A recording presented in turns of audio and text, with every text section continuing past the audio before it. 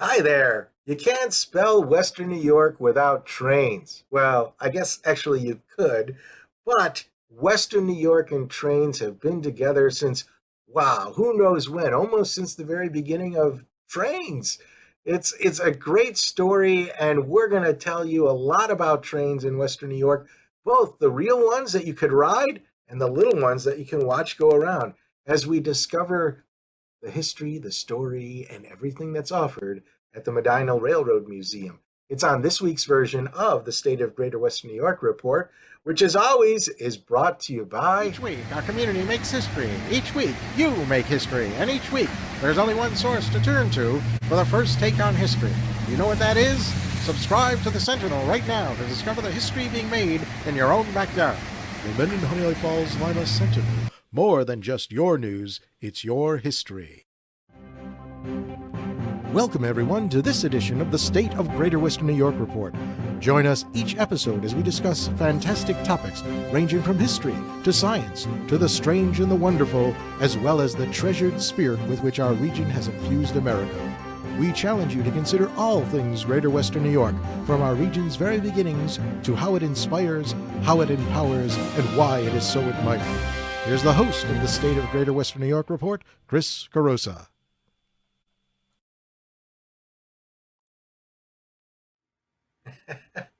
Well, how there, everybody. We're going to be talking about railroads today. And with us is Dawn Winkler. She's the director of the Medina Railroad Museum in Medina, New York. Dawn, tell us a little bit about yourself and how you ended up being the director of the Medina Railroad Museum. Well, Chris, I've been here on and off, probably a total of about 12 years. It's always piqued my interest, and it's so fun to see, kids' faces when they come in and they see what the museum is all about. We have a huge HO scale train layout. It's 204 feet long by 14 feet wide. And there's over 7,000 artifacts at the museum, ranging from not only trains, but firefighting, military, and there's a lot of history in this building. It is an actual New York Central freight house that was built in 1905, so we're quite old now. But the museum actually opened in April of 1997. So we are celebrating our 25th anniversary this year. And during the month of May, we're offering 25% off of admissions and also any memberships. So if you come on in, you're going to get a discount this month. So tell us, where exactly are you located, both on the internet and maybe some quick and easy driving directions for people coming from, say, Buffalo or Rochester or Point South? Okay, so we're located at 530 West Avenue in Medina. If you are taking the thruway, you're going to get off at exit 48A. You're going to make a left-hand turn, and it will take you all the way into Medina. So at the traffic light at Route 31, you're going to make a left-hand turn. And your first right is West Avenue, and just follow it to the tracks because we're right next to the tracks. You can also visit us on our website, which is medinarailroadmuseum.org. And that will give you information of when we're doing our train rides, what our equipment is that we use. There's pictures of the layout on there. There's history, just a lot of information for you. That's great.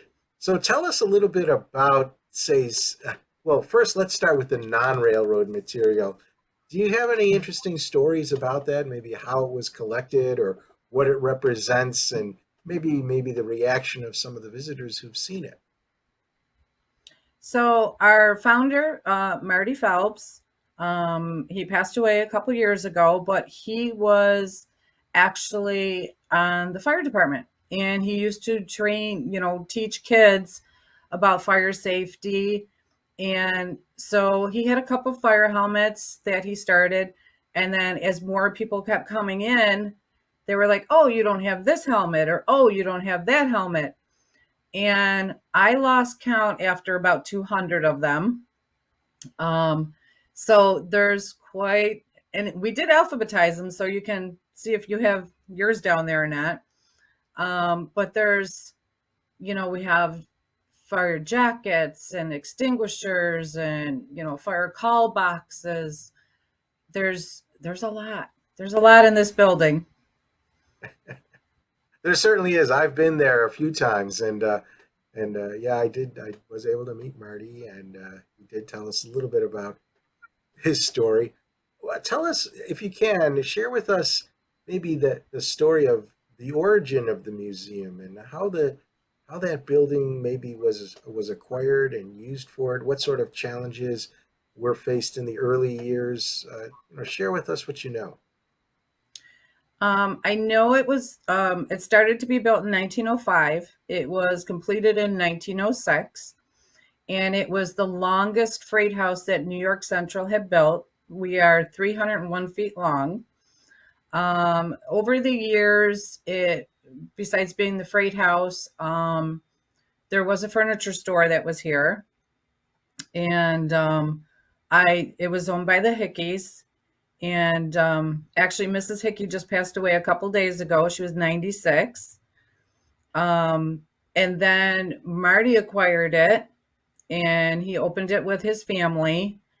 But it was tough because back then they didn't have train rides. So, and it was hard. So the building actually went up for auction, and he ended up purchasing it back from the guy who bought it at auction, and then became a state certified museum. And we've been here for 25 years now. That's great. I mean, that's a sort of tenacity, and I think that the interest in the museum, especially with the excursions now, has just been growing and growing. Except for a little hiccup during the past couple of years, but we all experienced that same hiccup. The the collection of real railroad cars now. Some Are they all owned by the museum, or are they owned by another organization that you borrow? How did you come to collect those cars? So the actual coaches that we use, we do now own. We had previously leased them, but we ended up purchasing them last year. And we also have two first class table cars that we actually own. Right now, we own all of our own equipment, except for the locomotives that pull our cars on the tracks. Those are owned by the Falls Railroad. I see. The So let's talk about the smaller version of the cars, the railroads. This is more fascinating. This has got to be one of the largest layouts. I don't know from where. I mean, I don't know any layout that's bigger. I suppose somewhere, but it is a really big layout. It really extends virtually the entire length of the freight house. And tell us, we're gonna put a video up there while you're telling us, but can you just tell us the story behind that layout? What was the inspiration for creating it? Who helped, and how has it changed over the years? There has been a lot of people that have worked on that layout, myself included. Um, it has taken, I mean, we're still working on it. I mean, there's always something that we want to change that just needs repairs. After pretty much after about 5 years, a lot of it was there, but it's just been doing a lot of scenery. It's a lot of work. I would probably say over the past 20 years, there's probably been at least 50 people that have worked on it.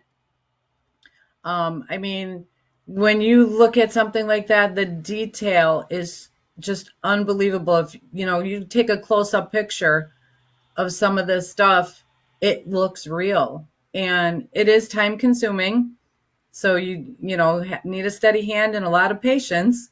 But I mean, the amount of stuff that's on there, we go from little tiny villages to bridges to, there's even a spot on there that, there's a carnival. and towards the back of the layout there's shipping, and it's just it you have to see it to really appreciate it, because when you start looking up close and you see all the little details, there's little gardens with corn, and I mean it's unbelievable.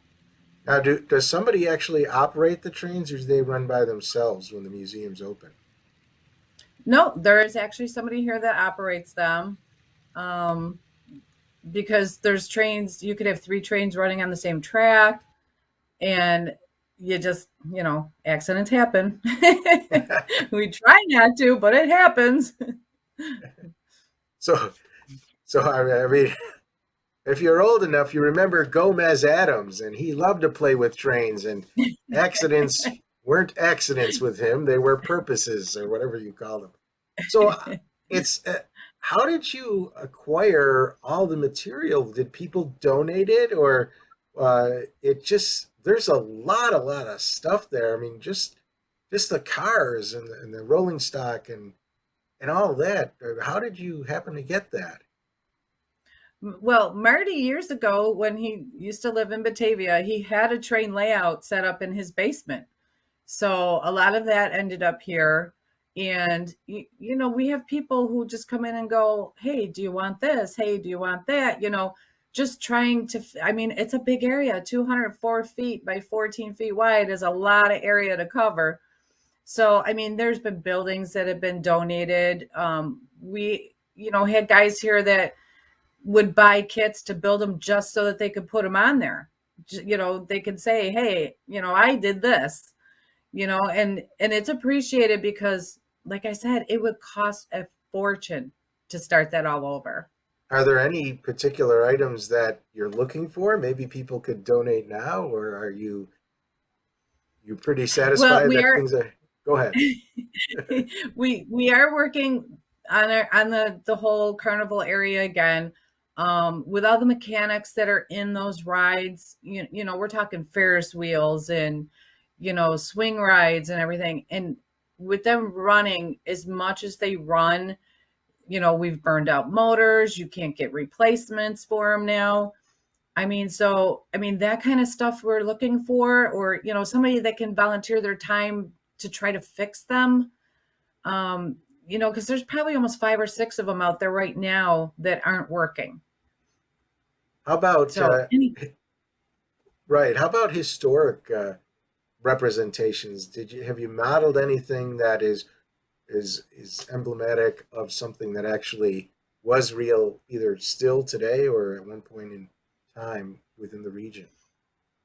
well, when you start looking at the layout in the very first corner, there's the Erie Canal, and back in the day, where they had the mules and the horses pulling the barges, and then it goes into, there's like steam trains and military and stuff. And it just, as you go through the layout and you walk through, it goes through, they're fictitious towns, but they will remind you of a town that you used to live in or have visited, because they just, like there's the first town that you run into looks like the village of Medina, but it's really not. But if you look at it, it's just the way that certain towns are set up with, the brick facings of buildings, and there's a parade on there, so you can imagine yourself standing on Main Street watching the parade go by. But I mean, most of the towns that are on there are not real. They're just towns that came out of Marty's head and just created them. How about Bedford Falls? Do you have Bedford Falls there? That I don't know. I don't remember. Was there a winter scene? I think that there. I think at one point there might have been, but I don't remember. It's been a while since I've been I know that there isn't now. There hasn't been since I can remember, but I always wanted to put one on. there. Well, that's always a great thing. We'll talk a little bit more about winter things when we come back after this message. But right now, stay tuned. More on the Medina Railroad Museum.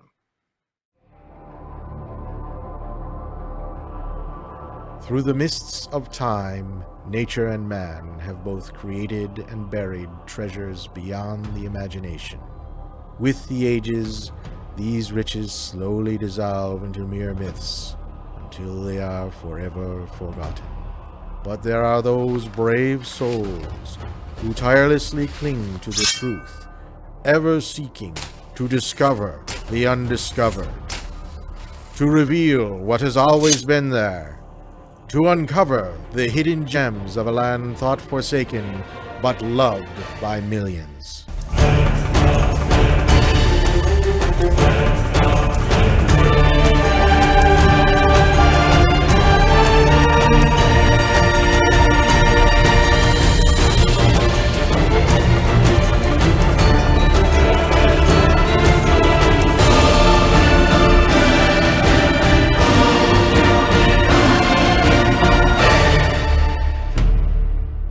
50 Hidden Gems of Greater Western New York.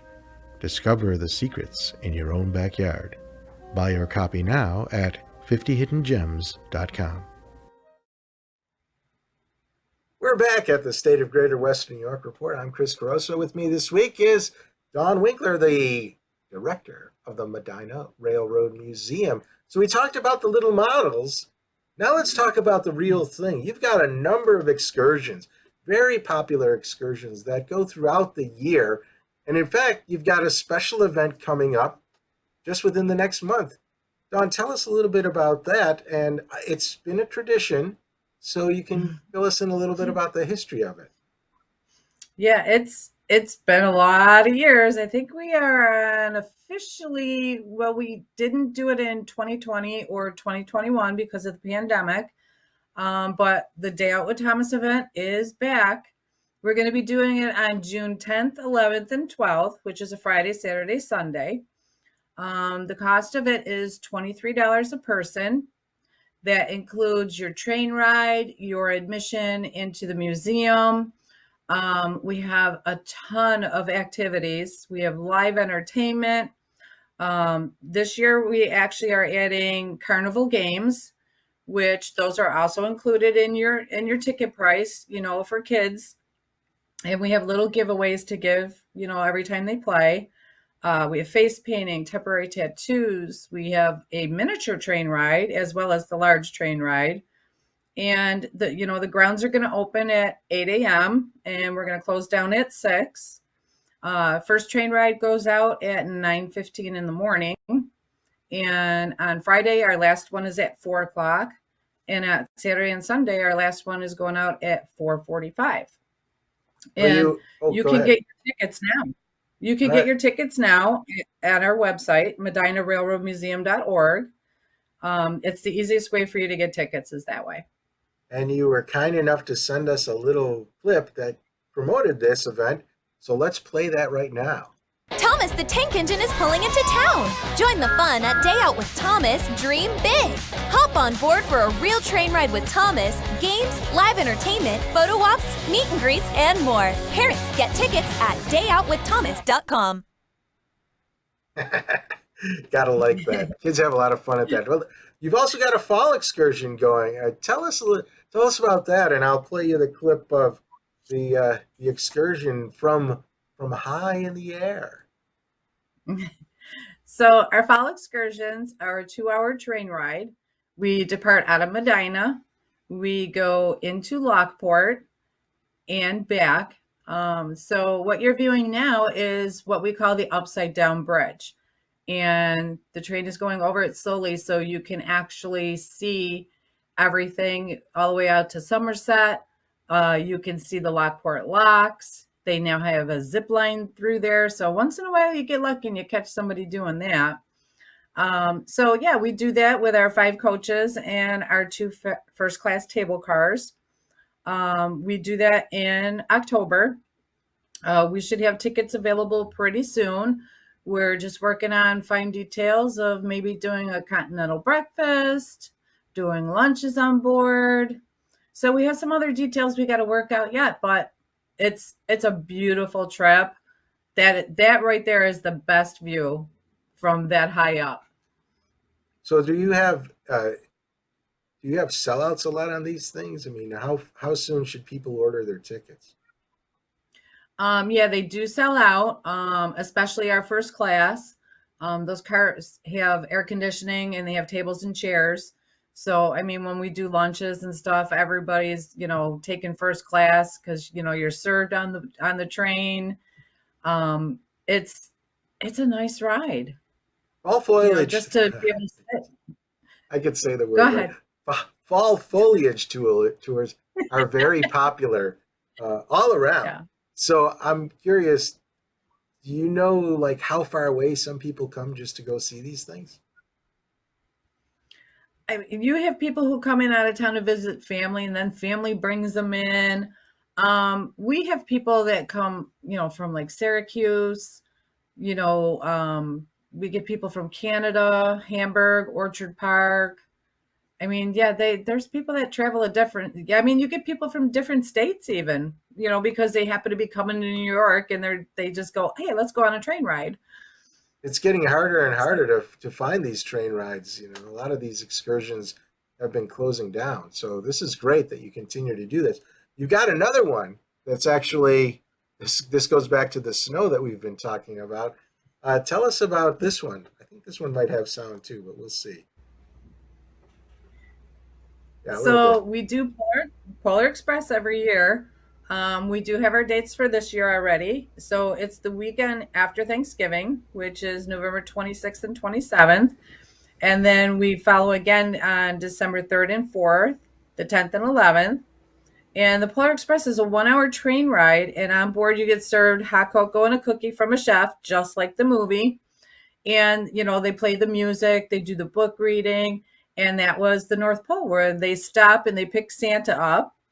And he gets on board and he goes around to each of the kids and gives them the first gift of Christmas, which of course is the bell. Mm. And the weekend of December, I didn't write that date down. The following weekend after the last trips for Polar, we do our Santa train ride. So it's kind of the same kind of thing, but we still have a little more planning on that one to do yet. So for that, have you ever had snow or weather Actually, this is true for all the train rides. What happens when there's a weather event? I mean, you just drive right through the rain or the snow, or do you cancel and reschedule? Yeah, we pretty much go rain, snow, or shine. We did have a very bad windstorm last year during Polar, and we had to cancel one of our trips, which we do not like to do because, these tickets will sell out probably by late October. So, I mean, these are people who've made their plans and we hate to do it, but, sometimes it's just a little too dangerous with the 70-mile-an-hour winds we had, so we had to. But for the most part, yeah, dress for the weather. You never know what it's going to be like. Our first couple weekends, we didn't even have snow, so we were all hoping it would snow, and we did finally get some for the end of it. So tell us a story that you may have heard or even witnessed yourself about somebody who rode the train for the very first time. I mean, there more and more people are like that now, and I'm sure that they're coming there and experience their first train ride. Tell us kind of what you see when people do that. Well, there's a lot of questions, which is understandable because if you've never ridden a train, as to what direction are we going in, and then to explain to them when we get to the other end, especially on the fall trips, going into Lockport, the engine actually disconnects and drives down a side track and then backs in and picks us back up to bring us so that we're going in the right direction. Always, yes, they ask if there's a bathroom on board, and yes, there is. How fast we go depends on where we're at. The video you saw earlier going over that bridge, we were doing about 10 miles an hour. Typically, we do about 25 to 30, which is really not fast. But I mean, especially kids, to see kids ride a train for the first time, they see them on TVs or they saw them here on the layout, But then when the train actually pulls in and honks the horn, it scares quite a few people because it is loud. But yeah, it's a fun trip. I mean, if you've never done it, you got to come out and do it. I agree. It's and going slow actually is a benefit because these are sightseeing excursions. You don't want to go too fast. You want to be able to really take in what you're there to see. But you made me curious now. For the fall exclusion, the locomotive runs around and you kind of go in one direction when you go out there and then the opposite direction when you come back. What about the other train rides? Is it the same thing, or is there any like circular route that you take when you go on the trains? So like when we do our Polar Express and our Santa train, we actually have a locomotive on each end of the train. So one will pull us into the North Pole to pick up Santa, and then they turn that one off and they go to the other one at the other end of the train and turn that one back on, and then that one pulls us back. So we don't have to do a runaround. Thomas is at one end and our locomotive is at the other end. So when you are leaving the station, our locomotive is taking you away, and then Thomas is bringing you back. So Thomas pulls the big locomotive as well as the little one, or as well as the rest of the We'll train. just say yes. We'll just say yes. I know. Well, it makes for great pictures. I mean, to see the train coming into the station. I mean, that excites a lot of pictures. Yeah. Thomas talks to you as he's coming in. What does he say? I guess you're going to have to go there to find out. Yep, and his mouth moves, his eyes move. It's really to see kids. I mean, they see the cartoon on TV, but then to see Thomas in real life, he's a lot larger. And then when he's sitting there and he's talking to you, it's a lot of fun. How does that train come to Medina? Over the rails, or is it trucked in? Or no, he's actually freighted in. He's shipped on the back of a flatbed truck. Oh wow! Are the rails in Medina hooked up to any main lines? Well, I'm not going to tell you where we unload him, but you know, he comes on. He's actually on a flatbed that has rails. He sits on rails on this flatbed, right? And then they pull rail ramps down onto the railroad, and then they just pull them off. Well, I was talking not just about Thomas. I was actually talking about the rails that are on there. Like you have the Finger Lakes Railroad? It's the Falls Railroad. Falls Railroad. So they're connected to you somehow to be able to get them. They actually use the tracks here still for freight. Oh, okay. Well, so you could be visiting the museum and a real train could go by? Yep. Oh, wow. Exciting. So we're just about at the end. So again, tell us the hours and you know how to enter, go in. When you go there, where do you go to get your tickets? Okay, so we are open Wednesday through Sunday from 10 a.m. until 5 p.m. You're just going to come to 530 West Avenue in Medina. And when you park, you're just going to come right up on the deck into the front door, and right straight ahead, there's a ticket booth. So you can get your tickets to come in and see the museum. During our event days, you'll come to that same place and pick up your train ticket rides. All right. And thank you, Patty, one of our watchers who asked that question, because that was a good question that'll be helpful for people. If you would like to ask questions of our guests, you are welcome to do that. All you need to do is sign up for our free invitations that we send to you every Thursday morning.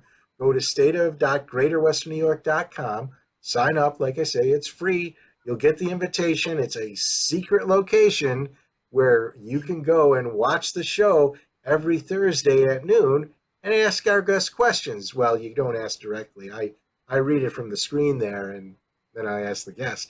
But you can do that too, and it's a lot of fun. And who knows? You know, our guests are usually pretty accommodating when it comes to questions. Right, Dawn? You're not afraid of questions, are you? I'm not afraid. So you can watch this, again, if you don't watch it live, if you're watching it, say, in the tape, on our site. You can watch it in the archives anytime. Or if you happen to be on Facebook or YouTube, just watch it on our Facebook page or YouTube channel. Subscribe to the YouTube channel, like the Facebook page, and when the video is re-aired, you'll be notified that it's about to be re-aired and you can watch it there too.